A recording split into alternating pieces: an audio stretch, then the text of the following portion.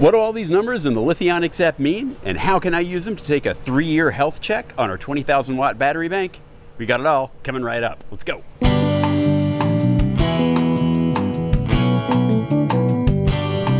Okay, first off, I'm glad we're doing this video inside because it's already 103 degrees outside and it's only getting hotter, so yay. All right, Lithionics batteries. We installed our first Lithionics battery 8 years ago, and since that time, our RVs have been powered exclusively with Lithionics batteries. We've loved it since day one. We are never going back to RVing with a generator. They're just awesome batteries. Now, we installed our first Lithionics battery in Lance in 2016. That's before there even was an app, right? So we just kind of had to figure it out otherwise. Nowadays, there's an app. In our Echo that we're in now, it came with one 320 amp hour Lithionics battery. And after having it for about a month, I added 4 more for a total of 5 Lithionics batteries, 20,000 watt hour battery bank.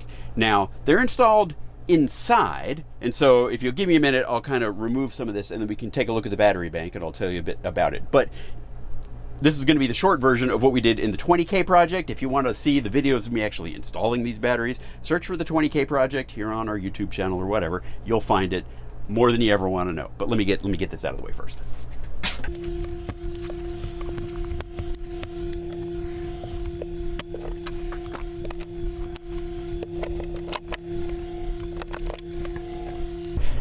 And behold, here is the 20,000 watt hour battery bank. There are 5 batteries. And as you see them in the app, as I have them labeled, there's 1, 2, 3, 4, 5. And all 5 of them are on right now. Now, these batteries, by the way, battery number 5, this one here, is the one that originally came, this one, with our Echo.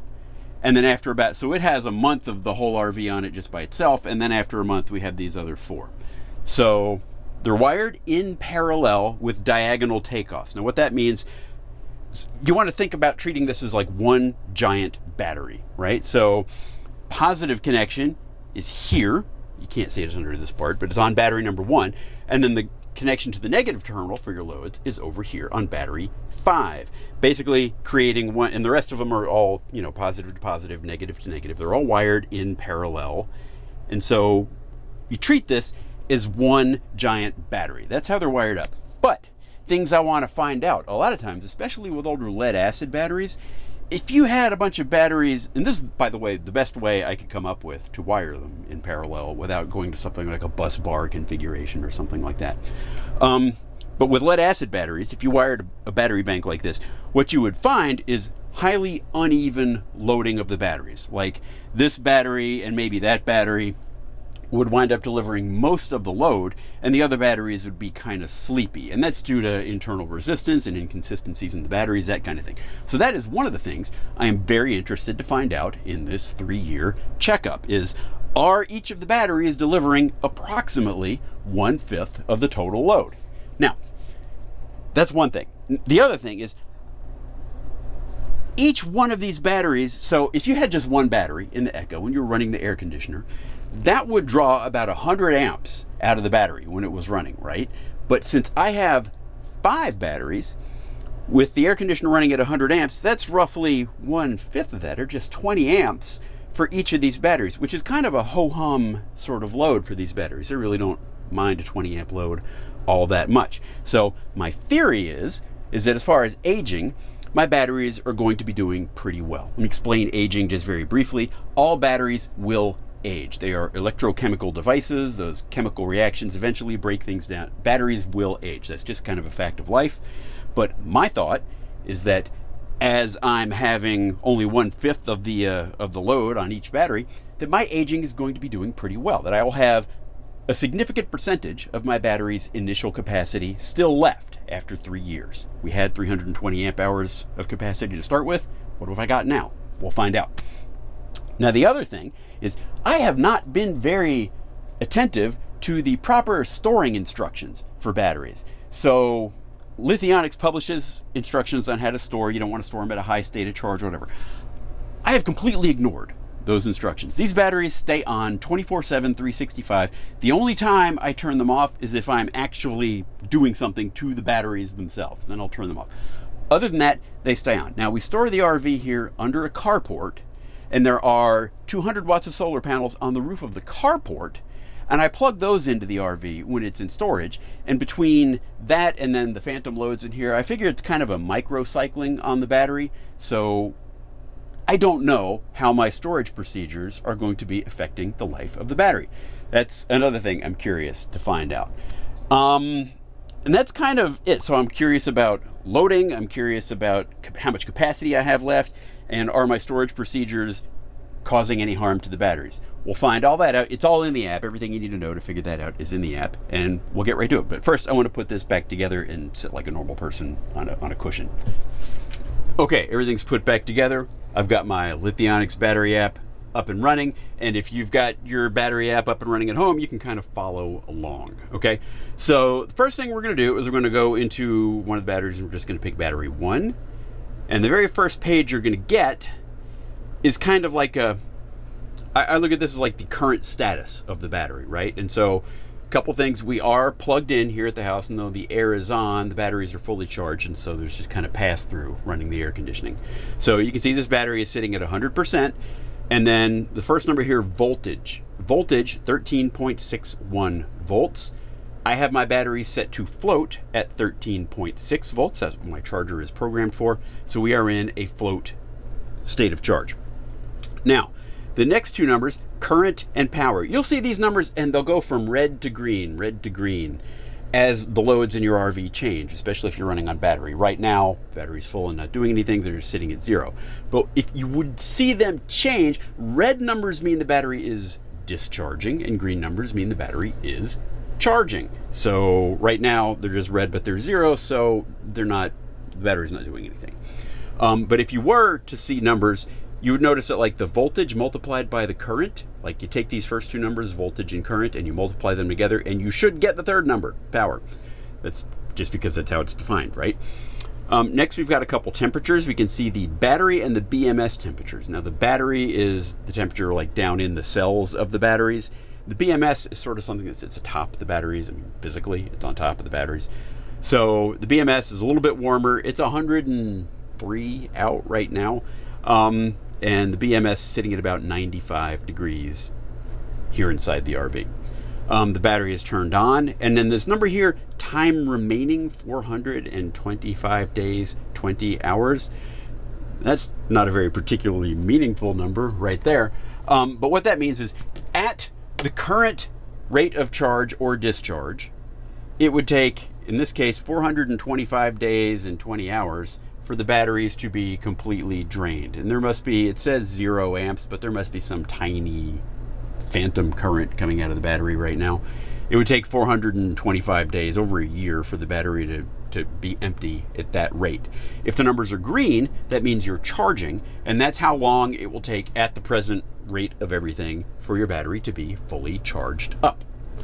Now, the last thing here on this front page is the status code. You can tap it, and it will show you sort of that number is like made up, like you'll have like 064, you'll have different numbers, but it's made up of all these status codes. It's a composite kind of thing. But you'll see the things lit up here like low voltage or battery overload or, cell balancing or something like that.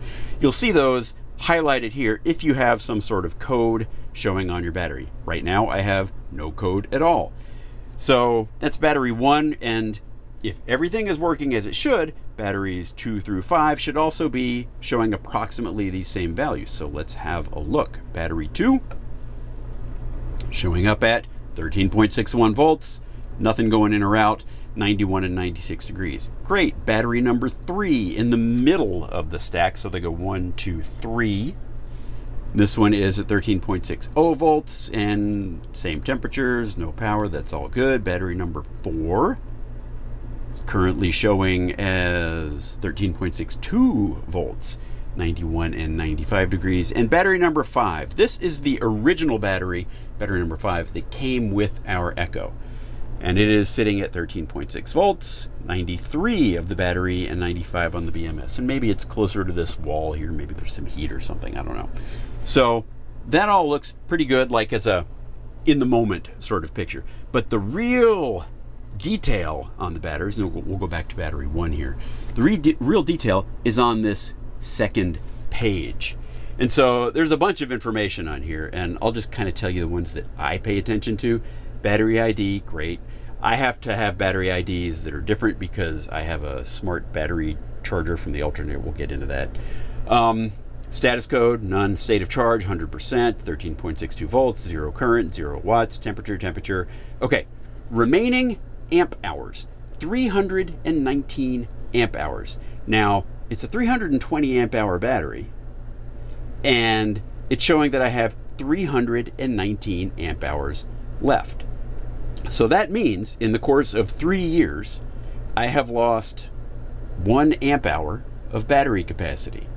So whatever I'm doing to the batteries, I'm not doing too badly if I have lost 0.1% of battery capacity in 3 years. That's pretty good.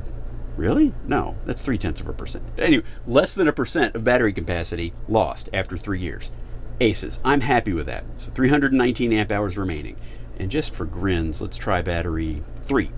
And we'll see if it's approximately the same. And we've got 319 amp hours. You see that right there. 319 amp hours remaining on battery 3. Okay, cool. So looking pretty good so far. Total, the remaining time, that's the same thing that was on the front page, but total consumed amp hours, and on battery 3 it's 12,582 amp hours. That means how many amp hours has this battery produced since it was born? Okay, so it's kind of like a lifetime sort of measurement. So I cheated. I kind of went ahead and I did this for all the batteries to get to the amp hours remaining. And I've got those in a graph I've put over here on the computer. Because remember, one of the things I wanted to see is, are the batteries sharing the load more or less equally? So if they were sharing the load equally, this number here, in battery number 2, it's 12,933 amp hours. Those numbers should all be approximately equal, right? That's what we should see if they were sharing the load exactly equally. Now, the one exception might be battery 5, because that one was used by itself for a month before these other batteries were even sort of born. So let's take a look at battery 5, and we've got 14,112 amp hours. So I pulled these numbers a few days ago. I put them into a graph. I'll put up the graph now. So what we can see, and I've done this a couple times throughout the battery's lifetime, right? So what we can see here in September of 22, we had this set of numbers, about 6,000 amp hours for each battery. December of 2022, we had about 7,000 or 8,000 amp hours. And here in October of 23, and then all the way to June of 2024. And you can see here, I'll highlight these numbers. You can see here that each battery has provided over its life roughly 1/5 of the total output. I mean, they're not exactly equal, right? And they are, as you would expect, a little higher on the ends and a little lower in the middle, but they're all within 18 or 19 to 21.5%. So they're all within like 2.5% of each other. So looking at these numbers, I'm going to say that's pretty good. They're sharing the load pretty equally. So good news there, right? And if you graph that over time, I've got a graph down here, you can kind of see that same thing, right? That they've been tracking pretty regularly since they were born. Okay, back to the battery app. So that's total consumed amp hours and how I use that to see if my batteries are distributing the work evenly. Great. Next, last, status code. I don't pay attention to that too much because the batteries will do things like balance cells and whatnot from time to time. And so I looked at it for a while and then I realized it was just keeping track of, I went to get the mail kind of messages. So I don't pay attention to that. Now, highest recorded temp.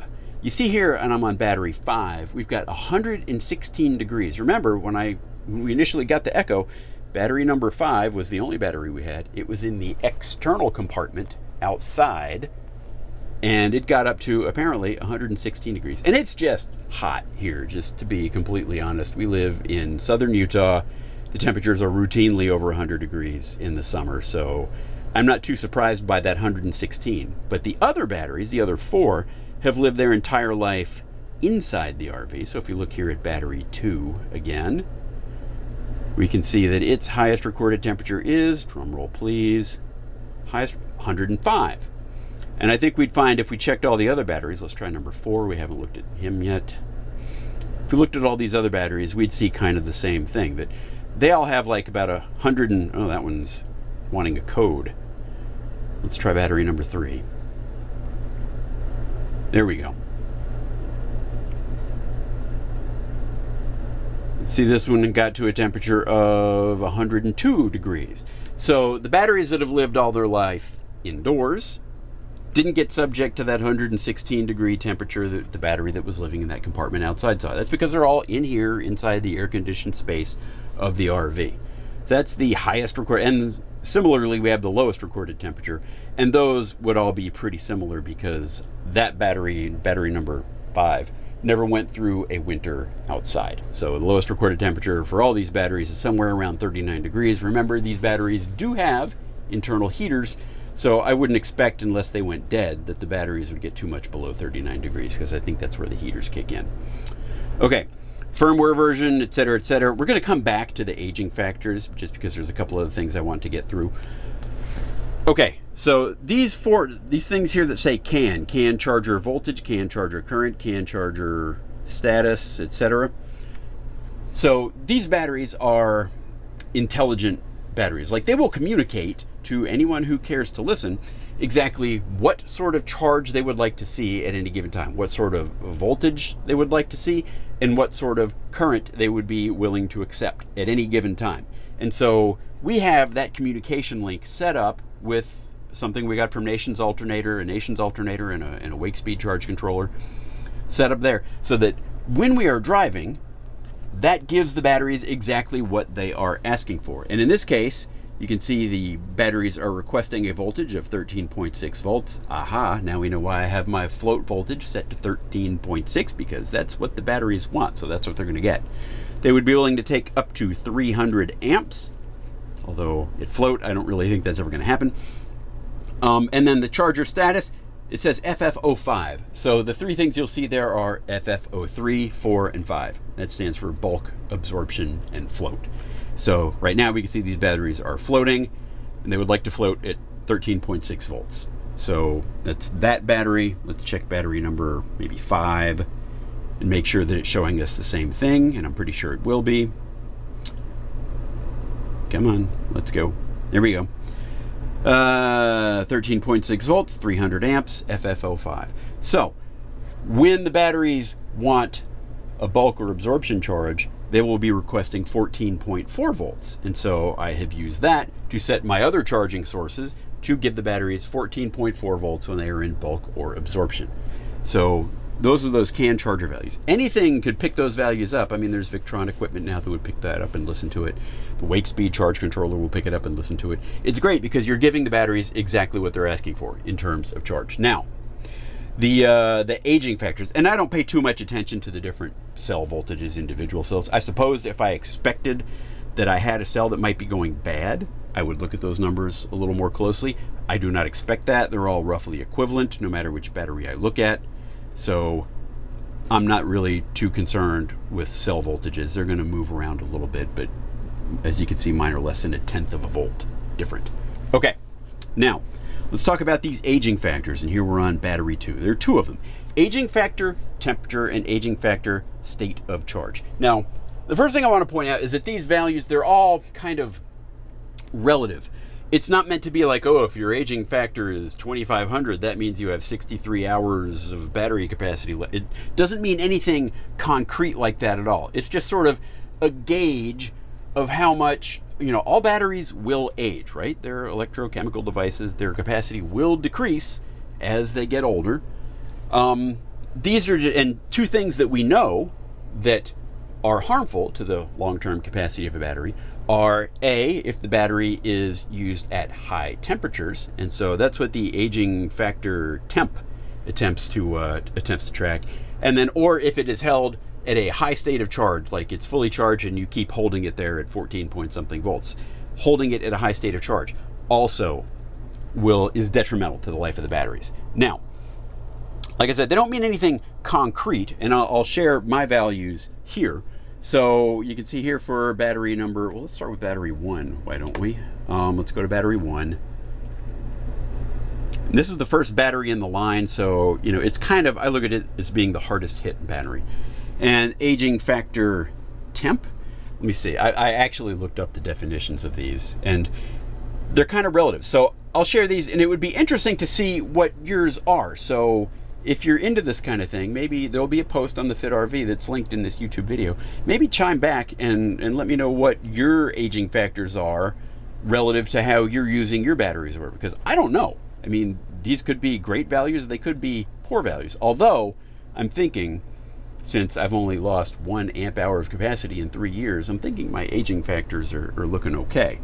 So the aging factor temperature. All right, the aging factor temperature only starts accumulating when you're using your battery at temperatures over 25 degrees Celsius, or roughly 77 degrees Fahrenheit. So right now, even though we're plugged in, the batteries are over 77 degrees Fahrenheit. So any use I put on the batteries in this state is going to contribute to that aging factor temperature. And you can see here on battery number 1, after 3 years, I've accumulated 739. I'm not even sure that there are any units on that, but I've accumulated 739 aging factor temperature. Interesting. Aging factor state of charge, from holding a battery fully charged and holding the voltage high while the battery is charged that way. Here on battery 1 is, what is this, 3,225. And that only accumulates, again, once your battery has like gone into float and you continue to hold the voltage high, that number will start going up. And so those are my numbers for battery 1. Let me just kind of go into battery 2, see if we've got something roughly similar. There we go. Battery number 2. Here on battery 2, the aging factor for temperature is again about 697, and the aging factor state of charge is 3101. Battery number 3.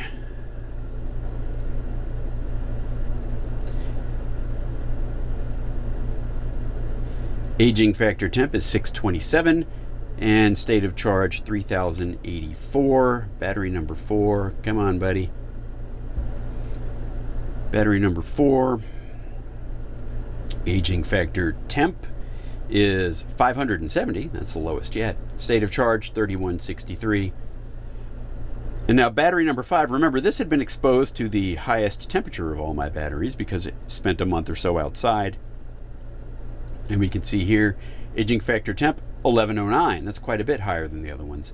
But then state of charge, I've been pretty well behaved as far as state of charge on that one as well. So those are the aging factors. And like I said, that's pretty much the values I'm going to look at. So now, what can I conclude from all this? I have some conclusions. So overall, in my opinion, the wear on the batteries seems to be relatively low and pretty even, in spite of the batteries all being in a row. So I attribute that, like with lead acid batteries, five in a row would kind of be a problem. But here it doesn't seem to be that much of a problem. They all seem to be sharing roughly 1/5 of the load, maybe a little bit less. So, but I attribute that to like low internal resistance in the batteries, like, and pretty consistent internal resistance between battery 1 through battery 5. They all act sort of the same in that way. I would also conclude from that I don't have a problem with like a loose connection to one battery or something like that. Like I've got everything torqued down appropriately, so I don't have a connection that's like heating up and sapping charge out of one battery but not the other 4 or something like that. So what I conclude from that is good batteries installed properly, they seem to be aging pretty well. Based on these numbers, like this aging factor temp and aging factor state of charge, I'm not too concerned about causing premature aging from temperature extremes. They're inside. I'm not planning on making any changes to my operating procedures as far as when I charge the batteries or not. I don't normally stay plugged in here under the carport. I just have those 2 solar panels on top, and you know, in the winter the battery heaters will come on in the night, you know, and then they'll turn off during the day. And so I get a little bit of microcycling, and I think I'm not holding the batteries like fully full all the time. They're, you know, as the sun goes up and down, the batteries will charge and discharge because there's some phantom loads. So I think whatever I'm doing, even though I'm completely ignoring the storage instructions, whatever I'm doing is not being too detrimental to my batteries. I have lost 0.1% of my battery capacity per year. At that rate, I'll have lost 1% of my battery capacity in 10 years. Wow. I'll lose 1% of capacity in 10 years with what I'm doing. Now, I don't know that these conditions will hold true into the future, but based on what I've seen now, 10 years, I'll have lost 1% of my battery capacity. To get all the way down to 80%, which is kind of when you should look to replacing your batteries, that's going to take 200 years. That can't be right. 200 years to get down to 80% battery capacity if things keep going as they are now. There's no guarantee that they will, but that's what I'm seeing. So my storage procedures, my charging procedures, I'm going to say those are okay. Now, a lot of the benefit that I'm seeing is because, remember, I have 5 batteries, and so each battery only sees 1/5 of the total use. So the batteries are being treated pretty gently. Let's see. As far as the overall difference in amp hours delivered per battery, they're all within 3% of each other, so I'm not planning on making any changes. I've always sort of thought to myself that if I get to a point where one battery has delivered 10% more energy over its lifetime than another, that it might be time to unhook the batteries, shuffle them around, like move battery 3 to battery 1, battery 4 to battery 5, and blah, blah, blah. But based on what I'm seeing, I don't think I need to do that. Everybody is within a 3% band of each other, so I don't think I need to make any changes like that. Plus, the batteries are heavy, and that would just be a lot of work for very, very minimal benefit. I mean, I would lose, like I said, 200 years of battery I got, so I'm not too worried about that. So those are the numbers in the Lithionics battery app. Let me make sure I didn't have any more notes. We don't. So after 3 years, I've lost less than 1% of capacity. I'm feeling pretty good about how I'm treating the batteries and how they're being loaded. I'm pretty satisfied that their installation is providing equal power from all the batteries. I'm pretty satisfied that I don't have any cells going bad or anything wonky in my installation. So I'm giving this a thumbs up. After 3 years, our 20,000 watt hour Lithionics battery bank is pretty much rocking it. But I am very curious as to what all of you are seeing with your battery numbers. Like, what do your numbers look like? Because most people don't have 5 batteries. You might have 2, and then they would wear very differently. So I'm kind of curious in that. So if you'd like to join the discussion, there will be a post over on thefitrv.com that I will link in the YouTube description down below. And you can hop over there and you can leave comments, ask questions, share the results from your battery app. I mean, like I said, some of these values, like the aging factors, those only have meaning when compared to other people. I mean, I have a number of 3,000. What does that mean? I don't know. So, but when you guys respond and chime in, then I'll kind of know what those numbers mean, and maybe we can figure this all out together. Anyway, that's going to do it for now. This is James, FitRV. Happy batteries. See y'all later. Bye.